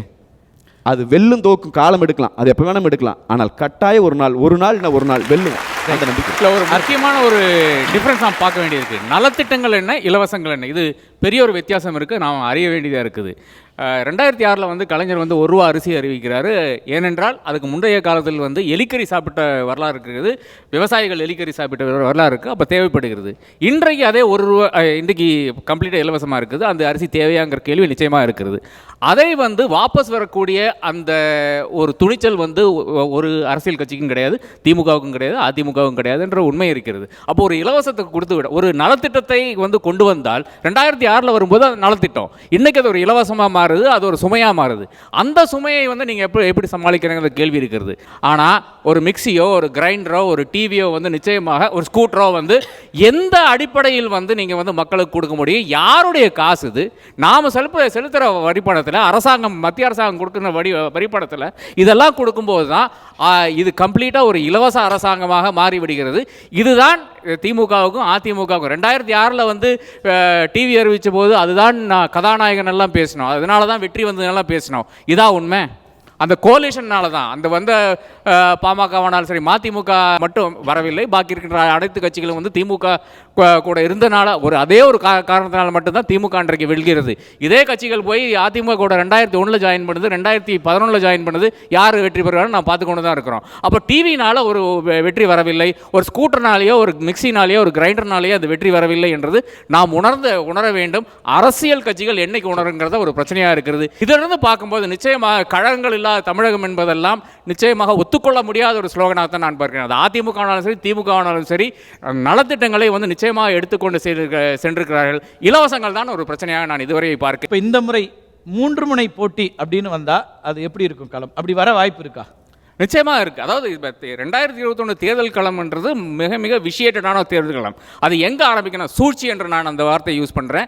அது எங்கே ஆரம்பிக்கணும்? February 2017 வந்து ஒருத்தர் போய் அம்மா சன்னதியில் போய் உட்கார்ந்தார். அம்மா ஆவி பேசிச்சு அவரோட. அங்கே ஆரம்பிக்கின்ற சூழ்ச்சிகள், அங்கேருந்து ஒவ்வொரு ப்ராஜெக்டாக வருது. அது பிறகு தான் நமக்கு தெரியுது. நான் ஃப்ரண்ட் லைனில் அந்த டைம்லேயே எழுதினேன், இது வந்து ஒரு ஆடிட்டர் சொல்லி தான் போய் உட்கார்ந்தாருன்ட்டு. அப்புறம் ஆடிட்டரே பேசினார், நான் தான் போய் உட்கார சொன்னேன், அதனால தான் போய் உட்கார்ந்தாருன்னு. அதன் பிறகு ஆட்சிக்கு எதிராக ஓட் போடுறாங்க. ஆனால் சுப்ரீம் கோர்ட்டில் வந்து இல்லைப்பா அது ஸ்பீக்கரே பார்த்துட்டுப்பா, நம்ம இதுக்குள்ளால் போக வேண்டாம். இந்த மாதிரியான பல நிகழ்வுகள் நடந்து கொண்டே இருக்கிறது. அப்படி பார்க்கும்போது இந்த ப்ராஜெக்டினுடைய விளைவாக கடைசியில் என்ன நடக்குதுன்னா, இப்போ அதிமுக நாளைக்கு இருக்குமா இல்லையான்ற கேள்வி கூட நான் எழுப்ப வேண்டியதாக இருக்கிறது. அது ஒரு பக்கம் இருக்கட்டும். ஆனால் ஒரு ரஜினியும் கமலும் சேர்ந்து வந்து விட்டால் நான் அது ரொம்ப விரிவாக போக வேண்டியிருக்கும். அது உங்களுக்கும் தெரியும், எனக்கும் தெரியும், அது போக வேண்டிய அவசியம் கிடையாது. நான் முரண்படுறேன். இன்னைக்கு வந்து 72 தொடங்கி அண்ணா திராவிட முன்னேற்ற கழகம் 3 முறை புரட்சித் தலைவர் எம்ஜிஆருடைய ஆட்சி காலத்திலும் புரட்சித் தலைவி அம்மாவுடைய ஆட்சி காலத்தில் 91, 2001, 2011, 2016 4 முறை ஆட்சி கட்டிலும் ஏறக்குறைய கிட்டத்தட்ட 7 முறை ஆட்சி பீடத்தில் இருந்து கட்சி தொடங்கி இவ்வளவு காலம் மக்களிடத்தில் நம்பிக்கை பெற்று இருக்கிற இயக்கம் அண்ணா திராவிட முன்னேற்ற கழகம். ஒரு அரை நூற்றாண்டுகளை தொட்டு நிற்கிற அண்ணா திராவிட முன்னேற்ற கழகத்தை சாதாரணமாக நாம் இடைப்பட்டு விட முடியாது, சாதாரணமாக அதை நீக்கி விட முடியாது.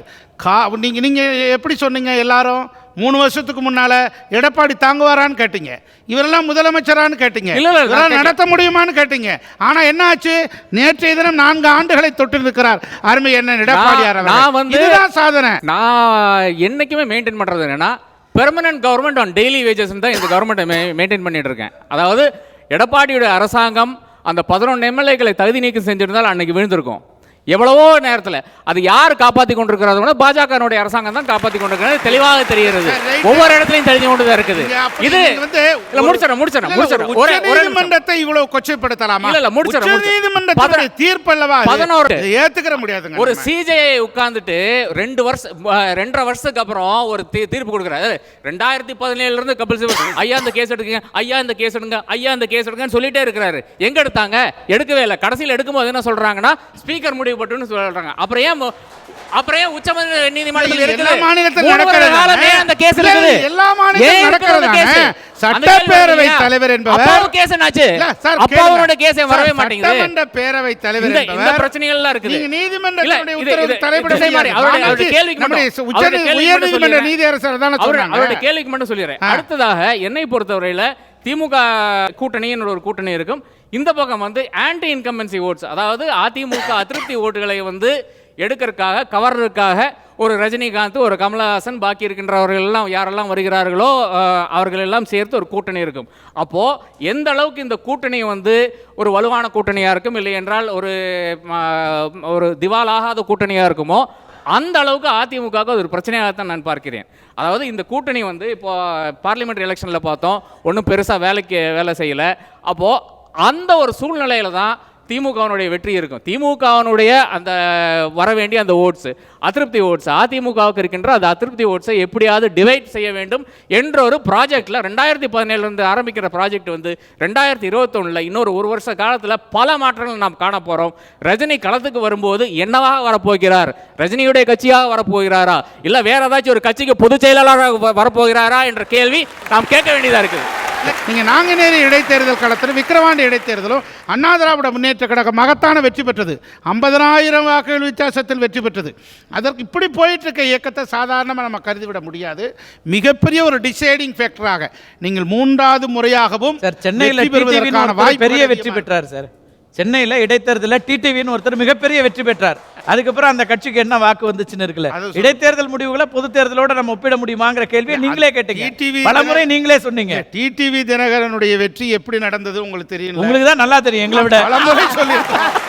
இல்ல அது எப்படி அந்த வெற்றி எப்படி சிஸ்டத்தில் நடந்தது? நிறைவு செய்யற நேரத்துக்கு வரும் திரு சபாபதி மோகன். எதிர்கட்சிகளுக்கு பெரிய ஆயுதங்களாக நீங்க வந்து ஆட்சியின் மீது வைக்கக்கூடிய குற்றச்சாட்டுகளா 5ஆம் வகுப்பு 8ஆம் வகுப்பு பொதுத் தேர்வு, வேளாண் மண்டலமாக அறிவிக்கணும், இப்படி நீங்கள் கேட்ட எல்லா விஷயத்தையும் ஆட்சி செஞ்சுக்கிட்டே இருக்குது. இன்னும் 14 மாதம் இருக்குது. பல விஷயங்களை அவங்க செய்ய முடியும் போது உங்களுக்கான வாய்ப்பு ரொம்ப குறைவாக இருக்கு. மன்னிக்கணும், எங்களுக்கான வாய்ப்பு ரொம்ப அதிகமாக இருக்குது. அதாவது இப்போ நாங்கள் இந்த 2 பேரும் ஆன்மீக சண்டை போட்டோம் பாருங்கள், இதில் அதிமுக கொஞ்சம் விட்டுட்டோம். அதை பற்றி ஏன்னா அதை அவங்க நல்ல வாய்ப்பாக பயன்படுத்திட்டு திராவிட முன்னேற்ற கழகம் கடையை மூட போகிறோம் அப்படி இப்படின்லாம் அவங்க சொல்லியிருக்காங்க. அவங்க நான் மதிப்பிற்குரிய வைகை செல்வர்கள், அவருடைய தமிழை நான் ரொம்ப நேசிக்கிறவன். அதனால் ரொம்ப கோபம் வரல அவர் மேலே. இருந்தாலும் யார் மேலே தான் உங்களுக்கு கோபம் வரும்? வந்ததுலேருந்து யார் மேலேயும் கோபம் இல்லை. அர்ஜுன் சம்பத் மேலேயும் எனக்கு ஒன்றும் கோபம் வராது. நான் அவர்கிட்ட கோரிக்கை தானே வச்சுருக்கேன்.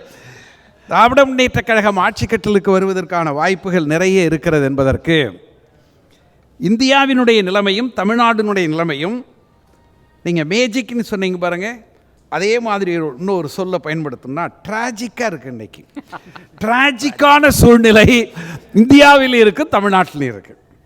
குறிப்பாக இந்திய அரசாங்கத்தினுடைய, நான் வந்து ஆழமாக சிஏஏ அதுக்குள்ளெல்லாம் அதெல்லாம் போக விரும்பலை. ஆனால் இன்றைக்கி மக்கள் மத்தியில் ஏதோ ஒரு இஸ்லாமியர்கள் மட்டும் போராடுறாங்கல்ல. ஏற்கனவே என்கிட்ட ஒரு ஆதார் அட்டை இருக்குது, ஏற்கனவே என்கிட்ட ஒரு பேன் அட்டை இருக்குது, ஏற்கனவே என்கிட்ட ஒரு பாஸ்போர்ட்டுக்கு ஒரு அட்டை இருக்குது, ஏற்கனவே என்கிட்ட அந்த குடியுரிமை பொருள் வாங்குறதுக்கு ரேஷன் கார்டு அட்டை இருக்குது, அதுக்கப்புறம் ஓட்டு போடுறதுக்கு ஒரு அட்டை இருக்குது. அரசாங்கம் என்ன சொல்லுது, இதோட இணைக்கணுமா, அப்புறம் இதோட இணைக்கணுமா, இப்படி 5 இணைச்சிட்டோம். இணைச்சி 5 அட்டை இருக்குது. நான் இப்போ என்ன கேட்குறேன், நான் வந்து பாரதிய ஜனதா கட்சிக்கு மத்திய அரசாங்கத்துக்கு, எப்போ நீங்கள் எங்கள் வீட்டுக்கு வாங்க, யார் இருக்கீங்க, சபாபதி மோகனா, ரைட்டு, ஆண், நீங்கள் என்ன பெண், உங்கள் வயசு என்ன, இந்த கணக்கு எடுத்துகிட்டு போக வேண்டியதானே. இந்த கணக்கெடுக்கிறதுக்கு இவ்வளவு பெரிய புரட்சியா? இந்த கணக்கெடுக்கிறதுக்கு இந்திய துணைக்கண்டத்தில் ஒரு பெரிய அதிருப்தி, அச்சம், பாதுகாப்பின்மை 20 கோடி இஸ்லாமியர்களுக்கு மட்டுமல்ல, இந்தியாவில் இருக்கிற எல்லோருக்கும் ஒரு பாதுகாப்பின்மையை உருவாக்கி இருக்கக்கூடிய மத்திய அரசு, அந்த மத்திய அரசுக்கு முழுமையாக துணை போகக்கூடிய ஒன்றும் இல்லைங்க. இந்தியாவில் 10-11 மாநிலம் எதிர்த்து தீர்மானம் போட்டிருக்கு. நான் சகோதரர் வைகை செல்வன் அவர்கள் சொல்லுகிறேன், அதிமுக ஒரு வரலாற்று பிழையை செய்ய போகிறது. புரட்சி தலைவர் எம்ஜிஆர், அம்மையார் அவர்கள் இவர்களெல்லாம் இருந்திருந்தால் நிச்சயமாக இந்த குடியுரிமை சட்டத்திற்கு எதிர்ப்பாக சட்டமன்றத்தில் தீர்மானம் போட்டிருப்பார்கள். மத்திய அரசாங்கம் எதை சொன்னாலும் அதற்கு அப்படியே தலையை ஆட்டிக்கிட்டே இருக்கோன்னு வச்சுக்கிடுங்க. உங்கள் மீது இருக்கிற நம்பிக்கை போய்விட்டது. ஆனால் நம்முடைய பத்திரிகை ஆசிரியர் சொன்ன ஒரு செய்தியை நான் ஏற்றுக்கொள்ள மறுக்கிறேன். ஒரு கட்சி மொத்த பேச்சும் திமுக அதிமுகவுக்கு தான் பேசினாரு. அதாவது ஒரு கட்சி இருக்குமா, அழிந்து போக வேண்டும் என்பது திராவிட முன்னேற்ற கழகத்தின் நோக்கம் அல்ல. ஒரு கட்சி தோற்று போகலாம், அது வேறு. ஆனால் ஒரு கட்சி இருக்குமா என்று எழுப்பப்பட்ட கேள்வியை நான் ஏற்றுக்கொள்ள தயாராக இல்லை. ஒன்று வேண்டாங்க, ஒன்று பெரிய சிரமமா இல்லை. இப்போ நீங்கள் வந்து தமிழ்நாடு முழுவதும் கால்களால் அளந்திருக்கிற மாண்புமை தளபதி அவர்களுக்கு இப்போ கிடைச்சிருக்கக்கூடிய உங்களை வீழ்த்துவதற்கான ஒரே ஒரு ஆயுதம் என்ன தெரியுங்களா? 40 லட்சம் பேர் பரீட்சை எழுதியிருக்கிற டிஎன்பிஎஸ்சி இருக்கு பாருங்க, அது ஒன்று போதும் தோழர்களே.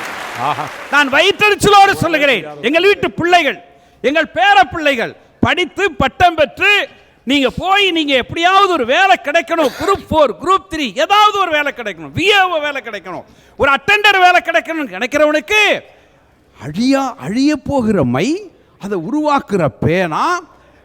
ரொம்ப அழகா எங்க தலைவர் சொல்லியிருக்காரு, நீங்க இப்ப ஐர மீனை மட்டும்தான் பிடிச்சிருக்கீங்க, இன்னும் பெரிய பெரிய விலாங்கு மீன் திமிங்கலம் எல்லாம் விரைவில் மாட்ட போகிறது. எனவே தமிழ்நாட்டை பொறுத்தவரையில் தமிழ்நாடு பப்ளிக் சர்வீஸ் கமிஷன் அல்ல, கரப்ஷன் என்று மாறிவிட்டது. அமைச்சர்களுடைய வீட்டிலே சிபிஐ ரெய்ட், ஐடி ரெய்ட் தொடர்ந்து நடக்கிறது, தலைமைச் செயலாளருடைய அலுவலகத்தில் நடக்கிறது. இந்தியாவிலே எங்கும் இல்லாத அளவிற்கு இன்றைக்கு தமிழகத்திலே கரப்ஷன் தலைவிரித்து ஆடுகிறது, சட்டம் ஒழுங்கு கெட்டுப்போய் கிடக்கிறது, கிரைம் ஸ்டேட்டாக இது மாறி இருக்கிறது. மத்திய அரசாங்கத்தை குறைந்தபட்சம் எதிர்த்து கேட்கக்கூடிய அம்மையார் ஜெயலலிதா இருந்திருந்தால் எப்படி கேட்டிருப்பாரோ, அதில் 100% 1 கூட கேட்பதற்கு தயாராக இல்லாத இந்த ஆட்சி எந்த மேஜிக்கு உங்களால் செய்ய முடியாது. டிராஜிக்கான ஒரு ஸ்டேட்டாக தமிழ்நாடு மாறி போயிருக்கிறது. எனவே 14 மாத காலம் இருக்கிறது, கொஞ்சம் திருத்திக் கொள்வதற்கான வாய்ப்பு இருக்கிறது, அதை பயன்படுத்த வேண்டும். புதியவர்கள் வரக்கூடாது என்று நாங்கள் நினைக்கவே இல்லை. மதிப்பிற்குரிய நம்முடைய சீமான் கட்சியை சார்ந்தவர், அவர் சொன்ன கொள்கைகள் தற்சார்பு கொள்கையில் இருந்து அவர் எடுத்து வைத்திருக்கிற கொள்கை, அதுபோல மதிப்பிற்குரிய கமலஹாசன் அவர்கள் அவர் எடுத்து வைத்திருக்கக்கூடிய கொள்கை. ஆனால் 2 பேரும் மாறி மாறி ஒரு கருத்தில் உரிமையாக இருக்காங்க. நாங்கள் தனியாக இருப்போம், நீங்கள் தனியாக இருப்பீங்களான்னு அவங்கள பார்த்து நீங்கள் கேட்டீங்க. நீங்கள் தனியாக இருப்பது நல்லது, ஏனென்றால் எங்கள் கூட்டணியில் இப்பொழுதைக்கு இடம் இல்லை என்பதையும் நெருக்கடி அதிகமாக இருக்கிறது. அந்த வரலாற்று பிழையை நாங்களும் செய்ய மாட்டோம். உங்கள் கூட்டணியிலும் நெருக்கடி அதிகமாக இருக்கு நினைக்கிறேன். உங்களுடைய இருவர் கூட்டணியிலும் இருந்து தனித்து இருக்கிறோம் என்பதுதான் தனியா இருக்கிறோம் என்பதற்கு பொருள். ஒரு விஷயம் சொன்னீங்க, 14 மாசம் இருக்குன்னு அதிமுகவை பார்த்து. முதல் முறையா 14 மாசம் இருக்குன்றீங்க. எப்பவுமே நாளைக்கு கவுந்துரும், அடுத்த மாசம் கவுந்துரும் அப்படின்னு சொல்லிட்டு இருந்தோம். முதல் முறையா 14 மாசம் இருக்குன்றீங்க. அதாவது பேராசிரியர் சபாபதி மோகன் அவர்கள் சொன்னார்கள், நீங்கள் மீத்தேனுக்கு ஒப்பந்தத்தில் கையெழுத்திட்டதற்கு பிறகு மு.க. ஸ்டாலின் மக்களிடத்திலே மன்னிப்பு கேட்டது வரலாற்று பிழை இல்லையா? நீங்கள் 1ஆ 2ஆ குடியரசு தினம் என்று என்னைக்கு நாளைக்கையா உன் தலைவர் ஐயா அப்படின்னு கேட்டால் குடியரசு தின நாள் தெரியாது, சுதந்திர நாள் என்னைக்குன்னு தெரியாது. ஆனால் முதலமைச்சரை என்னைக்கு ஆகணும், 14 மாதத்துக்கு பிறகு ஆகணும், அது மட்டும் சரியாக தெரியுது. இது வரலாற்று பிழை இல்லையா? ஆக வரலாற்று பிழை தெரியாத ஒரு முதலமைச்சருக்கு கீழே நீங்க இருக்கிறீங்க. நீங்க கம்பராமாயணத்திலே ராமாயணத்தை எழுதுனது கம்பன் இருக்கு, சேக்கிழார் எழுதிய கம்பராமாயணம், அது சேக்கிழார் எழுதிய கம்பராமாயணத்தினுடைய அதை சொன்ன முதலமைச்சருக்கு கீழே இருந்து நீங்களா பேசுறீங்க? நீங்க எங்களை போய் நீங்க விமர்சிக்கிறீங்களா? புரியுது உங்க 3 பேர் இல்ல, நீங்க 3 பேர் என்ன நினைக்கிறீங்கன்னு புரியுது.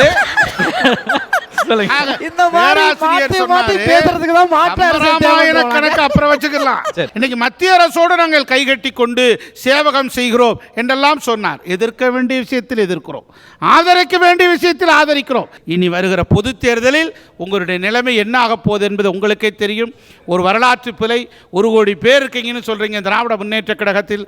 ஒரு காலத்து ஜனநாயகத்தை நம்பி தொடங்கினார் சின்ன காஞ்சிபுரம் நடராஜன், அண்ணாதுரை. அதற்கு பிறகு திராவிட முன்னேற்ற கழகம் பெரிய அளவில் பீடு நடை போட்டது. இப்போது பிரசாத் கிஷோரை நம்புகிற நிலைமைக்கு ஆளாகிவிட்டீர்களே. அந்த அளவுக்கு பரிதாபத்துக்குரிய திராவிட முன்னேற்ற கழகமே நீங்கள் செய்ய போவது இன்னும் பல வரலாற்று பிழை. பிரசாந்த் கிஷோர் உங்களையும் சந்திச்சாரு, ரஜினிகாந்தை சந்திச்சாரு, கமலஹாசனை சந்திச்சாரு. அவர் மேல பலரும் நம்பிக்கை வச்சிருக்காங்க, நாம் தமிழர் சந்திக்கல.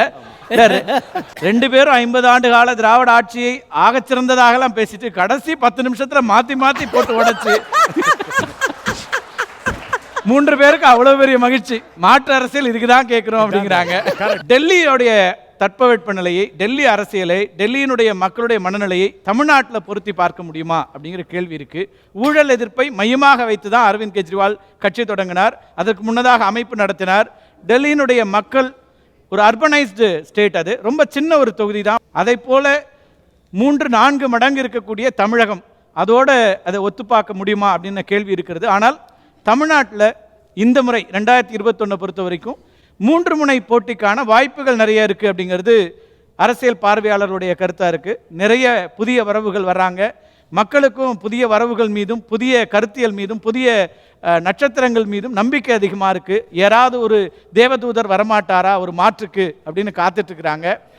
அல்லது இன்னொரு பக்கம் ஏற்கனவே நாங்கள் 80% மக்களுடைய ஆதரவு எங்கள்கிட்ட தான் இருக்குது, எங்கள் இருவரில் ஒருவர் தான் வர முடியும் அப்படின்னு தொடர்ந்து 2 திராவிட கட்சிகளும் முன்வைத்து கொண்டே இருக்கிறார்கள். மாற்று அரசியலுக்கான மையமாக தமிழகம் மாறுமா?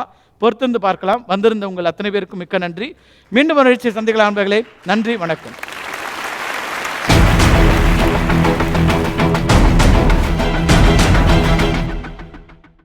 மினிஸ்டர் ஒயிட் இது ஓட்டோ நிறுவனத்தின் நேர்த்தியான தயாரிப்பு.